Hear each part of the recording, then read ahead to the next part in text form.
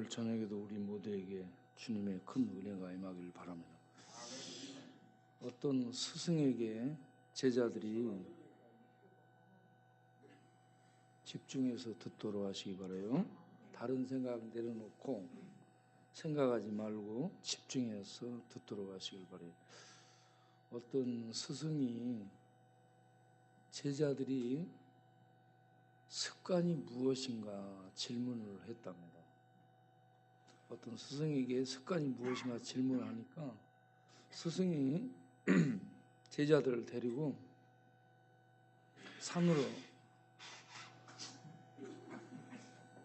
산으로 올라갔대요. 그래가지고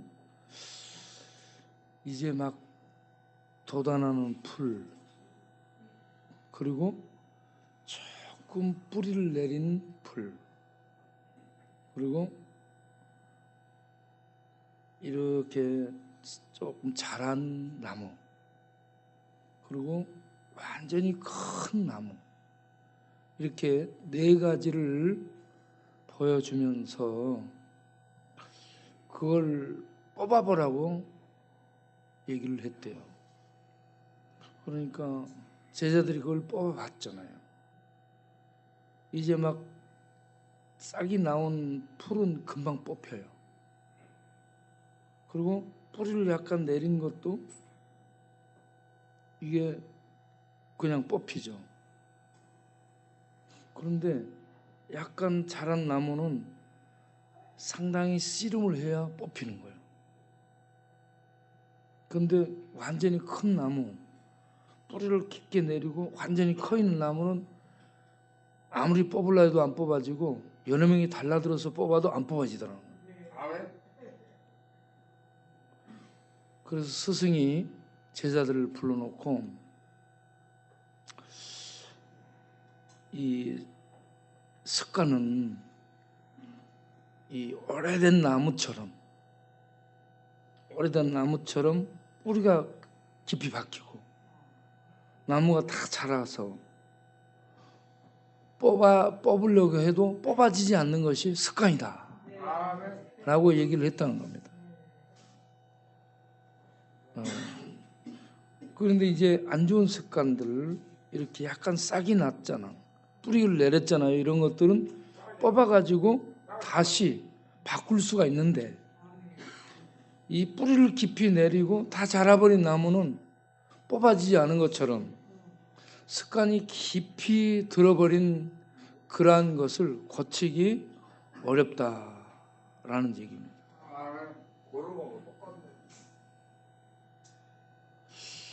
그런데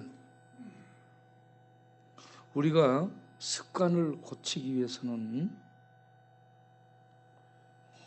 21일이 필요하다는 거예요. 습관을 고치려는데 21일이 첫 번째, 21일이 필요한데 21일 동안은 행동을 반복함으로 말미암아 뇌가 그 행동을 기억하게 하는 뇌 세포를 만드는 시일이 21일 정도 걸린다는 겁니다.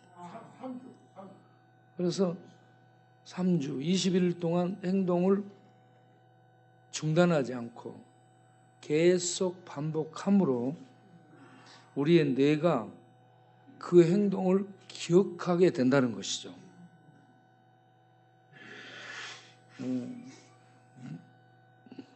뇌가 자꾸 고프는 뇌가 21일이 정도 됐을 때 행동을 기억하는 세포가 만들어진다는 거죠. 행동을 기억하는 세포가 만들어지는 이게 필요하죠. 그리고 몸이 행동을 기억세포를 따라서 몸이 행동해가지고 몸에 그 행동이 체득되는 기간이 66일 정도 걸린다는 겁니다. 그러니까 습관을 바꾸는 데는 최소한 3개월이 걸린다는 거죠. 예, 뇌를 기억시키게 하는 21일이 걸리고 몸이 그 행동을 몸에 받아들여서 몸이 말을 하고 몸이 따라가도록 하는데 66일 정도 걸린다. 전체적으로 석 달 정도를 지속해야 새로운 습관이 형성된다라는 얘기입니다. 그런데 이렇게 새로운 습관을 형성하기 위한 목표를 가지고 시작을 하는데 대부분 작심삼일이고 많이 가면 일주일 정도 가다가 잊어버리는 거예요. 그래서 생각은 있는데 의욕은 있는데 안 되는 거예요. 이걸 지속해야 됩니다. 어떤 사람이 몸을 만들어 보겠다. 몸을 한번 멋지게 만들어 보겠다. 운동을 시작했다고 해요. 그런데 식스팩을 만들고 몸을 이렇게 이 근육질로 만들겠다 했는데 한 석 달 이렇게 목표를 삼아서 시작을 했어요. 그런데 이제 목표가 급하니까 결과 연상하고 그렇게 시작을 했는데 무리하게 하다 보면 하루에 막 2시간씩 막 하다 보면 일주일 정도 하면 지쳐가지고 못하는 겁니다. 그래서 이렇게 목표를 정한 다음에 자기가 할 수 있는 그런 운동량을 매일 조금씩 지속적으로 할 수 있는 계획을 세워야 된다는 거죠. 그래서 하루에 2시간, 3시간 무리하게 막 운동하면 지쳐서 못하니까 하루에 3, 40분 정도로 이렇게 운동하자 계획을 세우는 거예요. 그런데 하루에 3, 40분 정도 이렇게 운동을 한다고 해서요 몸이 불어나거나 그런 것이 나타나지 않습니다. 그래서 운동하면서 몸을 보니까 몸이 안 불거든, 근육이 안 생기고 야 이거 언제 근육 생겨? 그러면서 이걸 해도 안 돼요. 그래서 결과를 바라다 보지 말고 3, 40분 하는 이 과정을 충실히 이행하도록 하자. 이렇게 해야 된다는 거죠. 이렇게 해서 목표를 정하고 가볍게 하면서 꾸준하게 지속하는 이걸 해 나가는데 중간에 방해 요소가 꼭 생기는 겁니다. 누가 찾아온다든지 누가 뭘 하자는지 이런 어떤 유혹이 중간에 들어오게 되면 하다가 힘드니까 거기에 따라서 가면서 이게 리듬이 깨져버리는 거예요. 그러면 또 도루묵이대가 제자리로 걸음으로 돌아오게 되는 거예요. 그래서 이런 중간에 방해, 유혹 이런 것들이 오는데 이걸 이길 수 있도록 해야 된다는 거죠. 그걸 어떻게 해야 돼요, 목사님? 그렇게 이길 수 있도록 하기 위해서 코치가 필요합니다. 코치의 그 가르침, 코치의 인도, 그 속에 자기가 들어가 줘야 돼요. 자기가 그 속에 들어가서 그걸 따라서 가도록 해야 되는 겁니다. 그런데 좀 하다가 힘들어지게 되면 그냥 나가려고 하잖아. 벗어나려고. 그 자기가 힘들어질 때 벗어나고 도망가 버리고 하는 이런 유혹을 이기고 그 코치, 선생, 지도자의 지도를 따라서 꾸준하게 3개월 이상 가게 되면 뇌에 세포가 각인이 되고 몸의 행동이 만들어져. 그래서 거기에 자연스럽게 이제 반응을 하게 되는 거예요. 몸의 근육도 3개월 이상 가야 근육이 좀 잡힙니다. 그전에는 물이요, 근육이 없어요. 그래서 몸 근육도 그런데 영적인 근육도 그렇습니다. 예배 드리는 것이 첫 번째. 이 예배를 꾸준하게 드려야 되는데 예배를 드리러 오지를 않아요.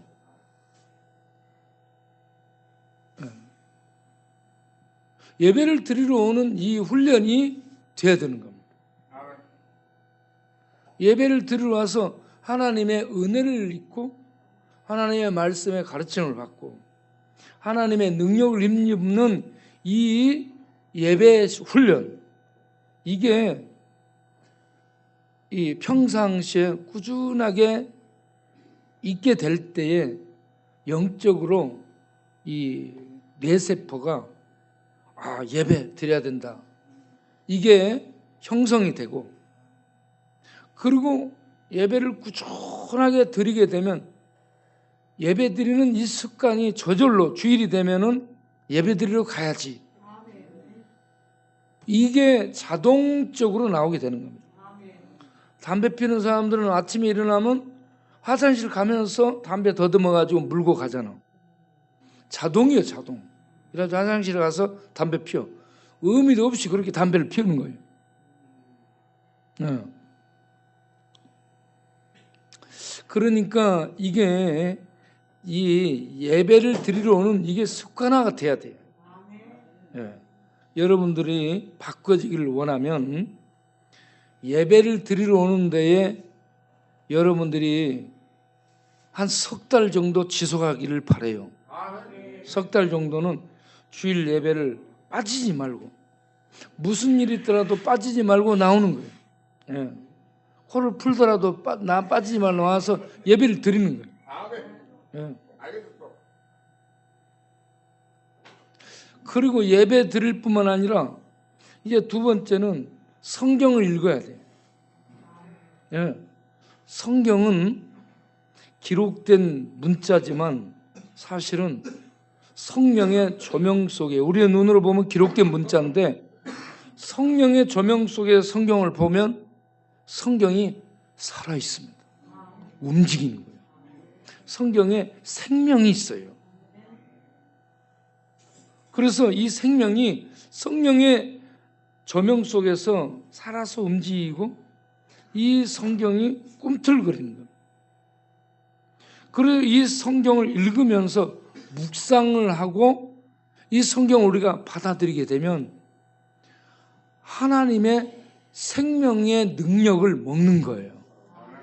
밥을 먹어야 되는 것처럼 생명의 능력을 우리가 먹게 되면 우리의 영혼에 힘이 생기는 겁니다. 영적인 힘이 생기는 거예요. 그런 다음에 생명의 말씀을 묵상하는 거예요. 묵상을 해서 이 말씀을 내 안에, 묵상한다는 것은 새기는 것을 의미하는 거예요. 돌 조각 있으면 그걸 이렇게 탁 표면을 깎고 조각칼로 거기에다가 글을 새기든지 그림을 그리든지 하는 것처럼 우리의 마음판에 하나님의 말씀을 읽고 새겨 넣는 거예요. 우리의 마음판, 우리의 생각 속에, 우리의 영혼 속에 이 말씀을 묵상해서 새겨 넣게 되면 말씀이 영혼 속에 들어오고, 말씀이 마음 속에 들어오고, 말씀이 생각 속에 들어오고, 말씀이 뇌 세포 속에 들어오고, 말씀이 저 기억 속에 들어가고, 말씀이 의식과 무의식 속에 들어가고, 그렇게 해서 무의식 속에 있던 아픔들, 추억 속에 있던 상처들, 만남의 관계 속에서 입은 이런저런 아픔, 슬픔, 감정 속에 있는 아픔까지 이 말씀이 들어와서 치유를 하기 시작해요. 그러면 심리학으로 치료하지 못했던 부분, 상담으로 치료가 안 된 부분, 약물 의학으로 치료가 안 되는 부분들, 의학적 수술로 치료가 안 되는 부분들이 하나님의 전능한 말씀을 묵상할 때 이 말씀이 들어와서 빛이 되고 치료의 능력이 되고 이게 생명이 되고 해서 우리들의 이 아픔들, 상처들, 이런 부분들을 치유해 주는 이런 역사가 일어나게 되는 겁니다. 네. 그래서 여러분이 해야 될 게, 여러분을 바꾸기 위해서는요, 예배 참석을 꾸준하게 하는 거. 그리고 성경을 읽는 것을 꾸준하게 하는 것. 그리고 읽기만 하는 것이 아니라 이걸 묵상하는 겁니다. 많이 읽고 지나갔다. 성경을 뭐 백독을 했다. 백독하면 은혜가 임하고 좋아지라고 봐요. 많은 부분에서. 그런데 성경을 묵상해야 두릅니다. 네. 읽고 지나가는 것은 홍수 나가지고 급류가 막 흘러내려가는 것처럼 이렇게 휩쓸고 지나가는 거예요. 그런데 묵상하는 것은 산골짜기 흘러내리는 물이 밑으로 스며드는 것처럼 스며들어야 됩니다. 목사님 묵상이 뭐예요? 묵상이 새겨 넣는 거라는 거예요. 묵상은 중얼 하면서 이 말씀을 삼켜가지고 속에서 이걸 내 속에 새겨 넣는 작업을 하는 것이 묵상이에요. 그러면 죄를 범하고 막 사는 사람들은 어떻게 사는가? 말씀이 없어요. 말씀의 인도, 말씀의 빛의 깨달음, 말씀의 가르침. 이 말씀은 하늘에서 내신 말씀이에요. 사람이 깨달아서 기록한 철학서적이 아니에요. 공자을, 맹자을, 노자을 해서 그들이 어떤 깨달은 사상 전집을 기록해 놓은 게 아니에요. 이 하나님의 말씀은 하나님이 하늘에서 내신 말씀을 사람들이 감동 중에 받아서 하나님의 간섭 속에서 이 말씀을 기록했기 때문에 이 말씀은 하늘의 말씀이에요. 그래서 진리의 말씀이에요. 이 말씀은 속에 생명이 있는 겁니다. 그래서 성령의 조명 속에 말씀을 읽고 이 말씀을 묵상해서 내 안에 새겨 넣게 되면 이 말씀이 내 안에 생명이 되고 지혜가 되고 능력이 돼서 나를 새롭게 만들어주고 나를 일으켜주는 거예요. 감정이 새롭게 되고 기억이 새로워지고 할 수 없다라는 생각들이 바뀌어져서 그래 하나님이 능력을 주시면 할 수 있어. 그러면서 자기 속을 일으켜주는 역할을 하는 게 말씀입니다. 그리고 이미 중독화된 그런 부분들, 습관화된 부분들, 이 못된 습관 이거요. 이걸 고칠 수 있도록 하기 위해서 우리들이 같은 행동을 해가지고 뇌가 기억하도록 만드는 거 21일. 그리고 몸이 기억하도록 하는 것이 66일, 약 3달 정도 걸린다고 했는데 이러한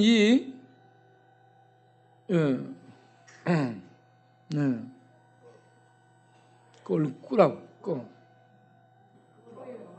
그걸 꺼. 뭐안 들리나? 기가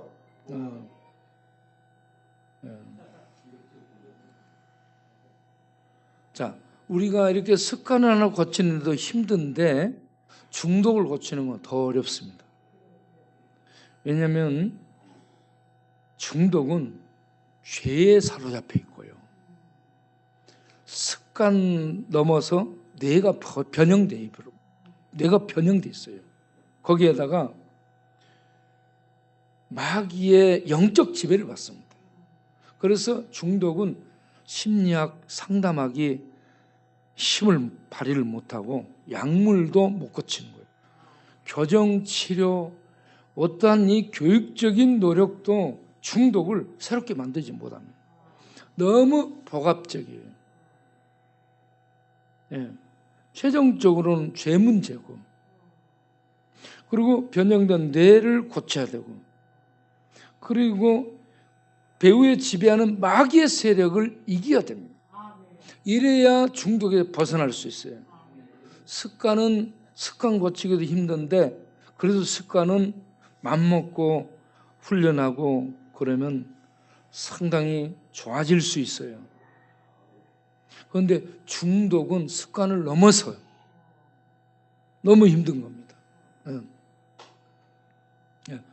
이 큰 나무가 깊은 뿌리를 내리고 이렇게 자라서 어떻게 할 수 없는 것 같은 이런 상태, 이런 게 중독이라고 볼 수 있습니다.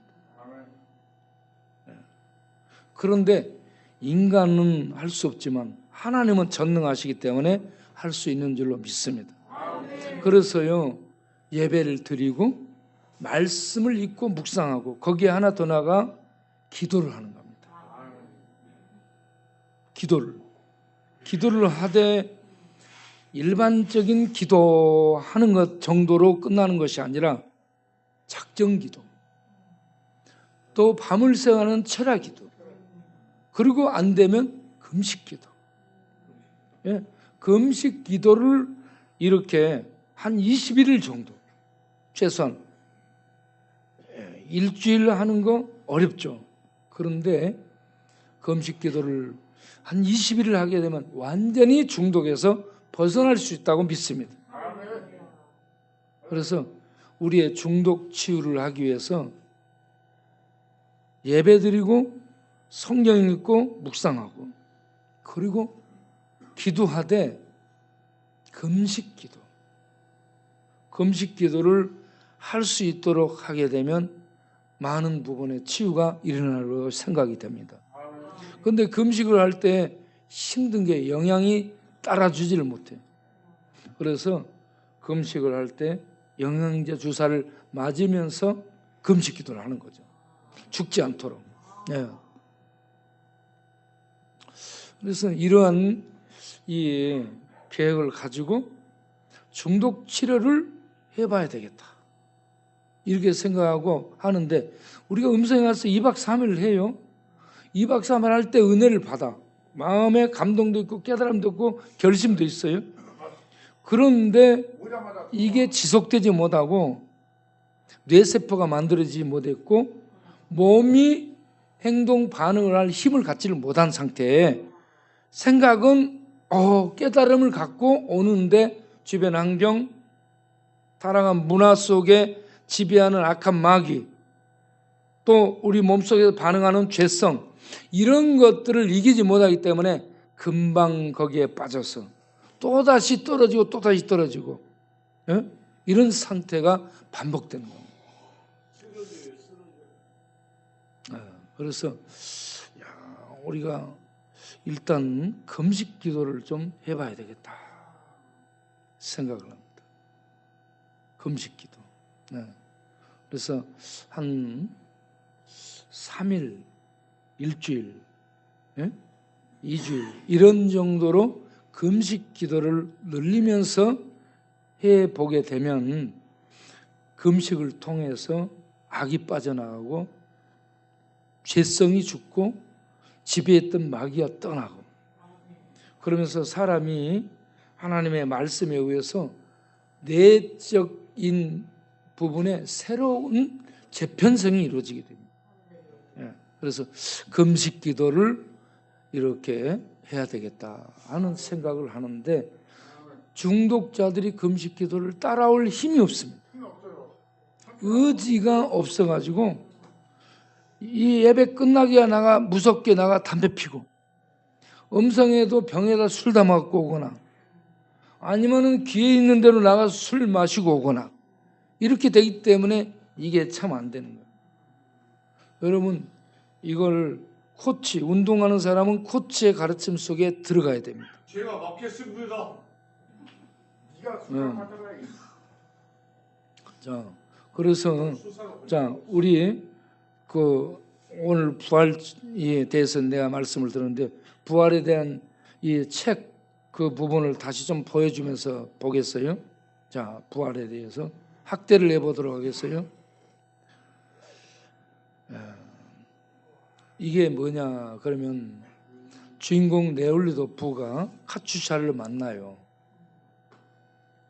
감옥에서 카츄샤를 만나가지고 네올리도프가 카츄샤에게 용서해 주세요라고 얘기를 합니다. 그러니까 카츄샤도 자기를 용서해 주세요라고 얘기합니다. 이 용서를 받고 싶은 거예요. 네올리도프가 자기 때문에 일생을 망쳐버린 카츄샤에 대해서 죄책감을 가지고 있는 거예요. 그 죄책감을 하나님께 죄 용서를 받았다라고 볼 수 있지만 본인에게 용서를 받고 싶은 거예요. 그래서 가가지고 용서해 주세요라고 얘기를 하니까 그 가추샤도 자기 때문에 너무 네오리도프가 고생을 하고 아파하는 걸 보면서 자기가 잘못한 것 같아. 그러니까 자기도 용서해 주세요. 이렇게 서로 용서를 빌게 되는 이러한 만남이 감옥에서 면회 시간에 이루어지게 됩니다. 그 다음을 보겠어요.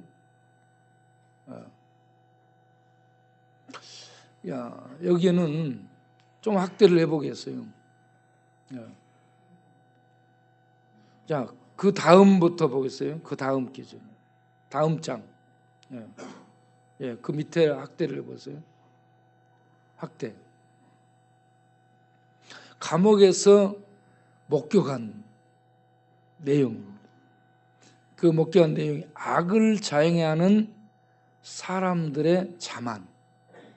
악을 자행하는 사람들이 어떻게 행동하고 사느냐. 스스로 악하면서 악을 바로 잡으려 하고 있다는 것. 스스로 악한 사람이 악을 바로 잡으려 하는 게 이 인간 세계에 있는 것을 본 것이고, 두 번째, 비도덕적인 사람이 죄를 범하는 비도덕적인 사람들을 바로 잡으려고 했다는 것. 세 번째는 타락한 자들이 처벌과 교정을 직업으로, 형편없이 타락한 자들이 처벌과 교정을 직업으로 삼아 다른 사람들까지 계속해서 타락시키고 있다는 것을 본 겁니다. 네오리도프가 감옥에서 이것저것을 보면서 악한 사람이 다른 악한 사람을 교정하려고 하더라는 얘기죠. 그러니 교정이 되겠어요. 비도덕적인 사람, 타락한 사람이 다른 사람들을 보고 교정하려고 한다는 거죠. 그리고 그 교정하려는 사람들이 직업을 가져. 교정직. 공무원이 돼가지고 그 교정직이라는 공무원 그 힘으로 사람을 교정하려고 하는데 교정이 안 된다는 얘기입니다. 이게 세상의 흐름이더라는 거죠. 그러면서 그 위에를 보겠습니다. 다시. 그 위에를 보면 앞으로 올라가서 다시 한 칸 올라가서 앞장. 그걸 확대를 해보세요. 사람들을 악으로부터 구원할 수 있는 유일한 수단, 이걸 생각한 겁니다. 사람들을 악으로부터 구원할 수 있는 수단이 악한 사람이 악한 사람을 교정하고 가르치고 한다고 되는 게 아니고 먼저 자신이 죄인임을 인정하는 것. 하나님 앞에 죄인임을 인정하고 자신부터 회개하고 바르게 되라는 거죠. 그리고 타인을 벌할 수도 바로잡을 수도 없다는 걸 깨닫는 거예요. 이 깨달음이 있어야 돼. 다른 사람들을 우리가 바로잡으려고 해도 절대 잡히지 않습니다. 이미 굳어져 있어요.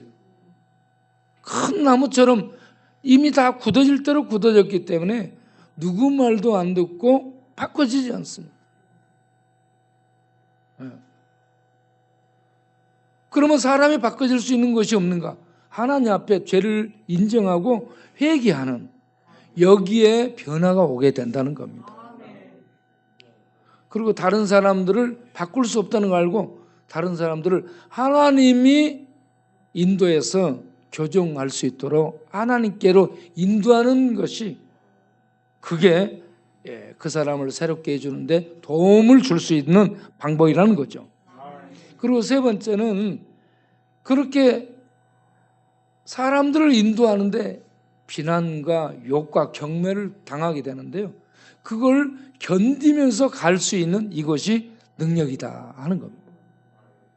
세상은 좋은 일 하고 바르게 하는 거 계속 욕을 하고 능욕을 하고 능멸하면서 비웃습니다.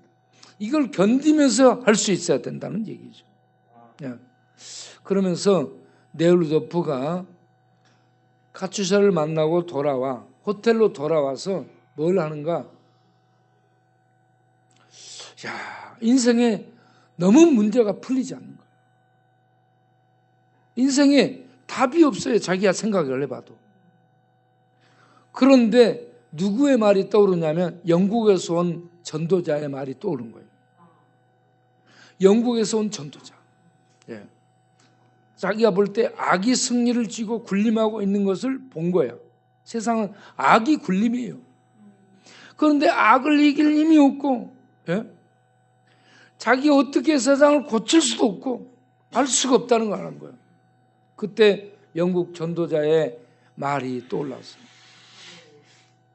영국 전도자는 감옥에 복음을 전하기 위해서 온 사람이에요. 성경책을 방마다 넣어주면서 사람들을 전도하기 위해서 온 전도자입니다.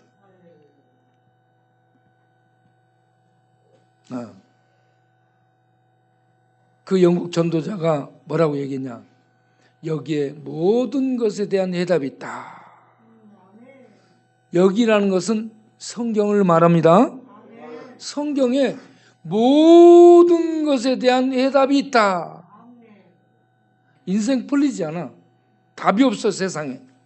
선생들의 말, 전문가들의 말, 어떤 철학자의 고견이 그럴듯해 보이는데 따라갔지만 답이 없어요. 그런데 성경에는 인생에 답이 있다는 겁니다. 그러면서 그 말이 생각나서 성경을 펼쳐 네올리도프가 성경을 읽기 시작해요. 마태복음 18장을 읽습니다. 마태복음 5장을 읽습니다. 이렇게 읽어 나가면서 거기에서 깨닫는 게 뭐냐? 용서를 받고 용서를 해줄 때 평안이 온다는 걸 알았습니다. 하나님께 죄에 대한 용서를 받고 다른 사람들에 대한 용서를 해줄 때에 비로소 내 마음속에 묶여있던 빙점 같은 응어리들이 녹아지면서 평안이 오는 겁니다. 여러분 하나님 앞에 죄 지은 거 용서를 빌기 바랍니다. 그러면 하나님은 전능하셔서 은혜가 끝이 없으신 분이기 때문에 우리들의 모든 죄를 용서해 주고도 남는 은혜가 충만한 분입니다. 하나님의 은혜는 우리가 지은 모든 죄보다 더 커요. 그래서 우리의 모든 죄를 용서해 주고도 남는 것이 하나님의 은혜인 줄로 아시고 우리의 죄된 부분들, 죄책감이 오는 부분들을 인정하고 하나님께 용서를 빌며 나갈 수 있기를 바랍니다. 그리고 다른 사람의 죄도 용서해 주시기 바랍니다. 내가 용서를 받았은 즉 다른 사람의 잘못도 용서해 주므로 평강을 누리는 우리가 되기를 바랍니다. 두 번째는 그 복음서를 읽으면서 어린아이처럼 자기를 낮출 때 평안해지는 것을 경험을 하게 됩니다. 예. 어린아이같이 자기를 낮추는 마태복음 18장에 그게 나온다는 거죠. 그걸 읽으면서 그래 어린아이같이 될 때에 내게 평안이 오는구나 이걸 깨닫고 세 번째는 거기에 이제 마태복음 5장을 읽으면서 깨닫는 거예요. 원수를 사랑하라. 원수를 대적하지 말고 사랑하라. 원수를 대적하게 되면 독이 생깁니다. 그런데 원수를 용서해 주고 축복해 주며 기도해 주잖아요. 이게 녹아지는 거예요. 거기에 평안이 오는 겁니다. 그래서 원수를 사랑하라 이게 이론적으로 갖고 있는 것이 아니라 실제 이걸 행동으로 옮기면 그 원수를 용서한 그 사람의 마음에 천국 평안이 오는 겁니다. 그래서 용서를 베푸는 사람이 복되게 되는 거예요. 수많은 암들이 많이 발생하고 있죠. 암은 스트레스로 생기죠. 스트레스는 관계 속에서 생기는 거예요. 이 스트레스가 사람과 관계 속에서 받은 열불입니다. 이게 해소가 안 되는 거예요. 그러니까 이 속에서 열불 나는데 어떻게 해소는 안 되죠. 그래서 술 마시면 몸 망가지지 그 해소 안 돼요. 약물에 안 돼요. 이 방법이 없어요. 뭐 경마를 해도 안 돼요. 어떤 게임 도박을 해도 거기 미칠 뿐이지 속은 해결이 안 되는 거예요. 예. 그런데 하나님 앞에 나가서 용서를 빌고 용서받고 다른 사람과 맺힌 문제를 용서해 주면서 원수를 사랑해 주고 원수를 축복해 주잖아. 그러면 마음에 평강이 오는 겁니다. 마음에 평강이 오면 스트레스가 녹아내려요. 스트레스가 녹아내리게 되면은 건강이 몸에 퍼지는 거예요. 건강이 몸에 퍼지게 되면은 뭉쳤던 이 암 요소가 뭉치게 되는 거, 뭉쳐서 이렇게 암이 되는데 이게 녹아내리게 되는 겁니다. 뇌 속에서 녹아내립니다. 정신 속에서 녹아내립니다. 신경 속에서 녹아내립니다. 감정 세포 속에서 녹아내리는, 마음 속에서 녹아내리게 되는, 기억 속에서 녹아내리게 돼. 그래가지고 이게 녹아내리게 되므로 내면에 보이지 않는 내면 속에 하나님의 평강으로 충만하게 되는 겁니다.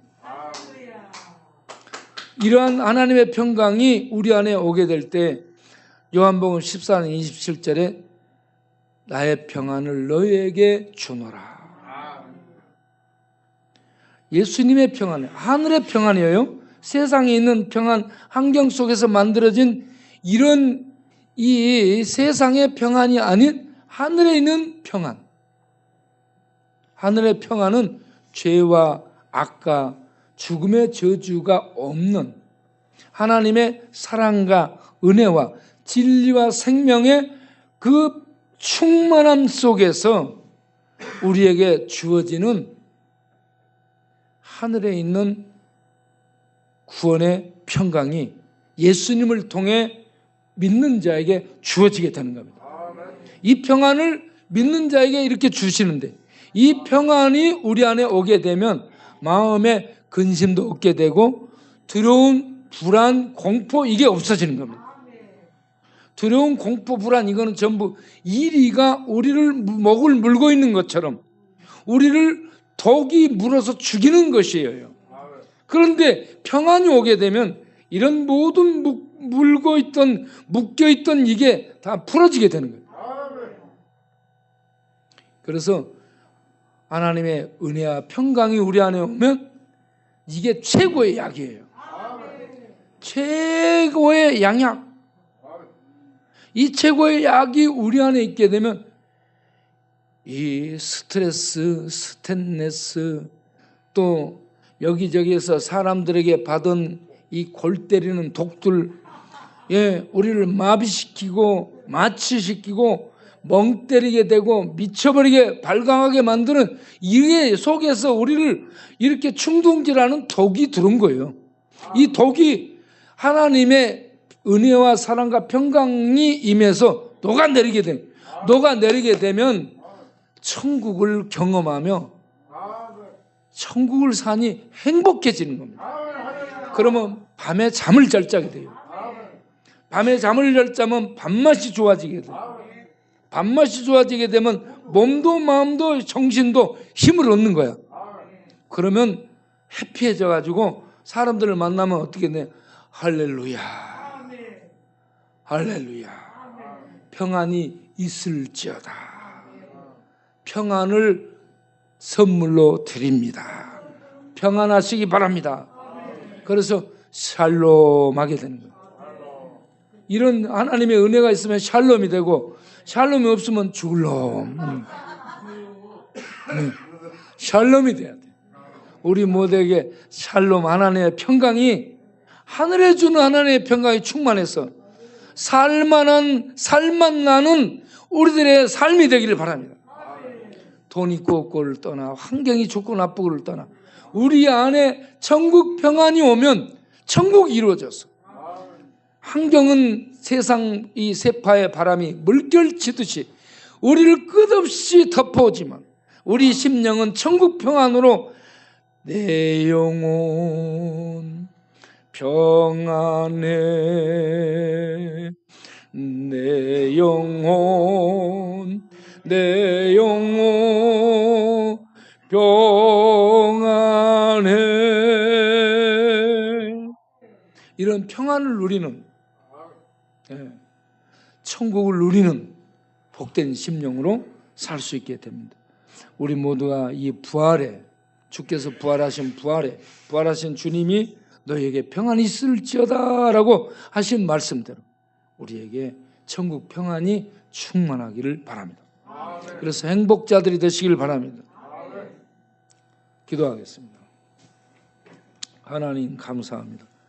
여기에 있는 우리 모두 부활하신 예수 그리스도, 왕 되신 주님, 죄와 죽음과 세상의 지옥의 저주를 파괴하고 장악하고 하늘에 오르신 우리 왕 되신 주님이 제자들에게 오셔서 평안할지어다 하고 평강을 주셔서 유대인들을 두려워하며 떨고 있던 제자들에게 하늘의 평강을 주셔서 평강 속에 하나님의 일들을 감당하도록 내보내시는 그 주님을 오늘 우리가 뵈면서 우리도 삶 속에 이런저런 근심, 걱정, 염려, 불안, 두려움, 공포, 미래에 대한 불확실성, 해결되지 않은 우리 현실적 문제들, 고민들, 떨쳐버릴 수 없는 이런저런 인생의 문제들 때문에 복잡하고 골머리 아프고 무겁고 지치고,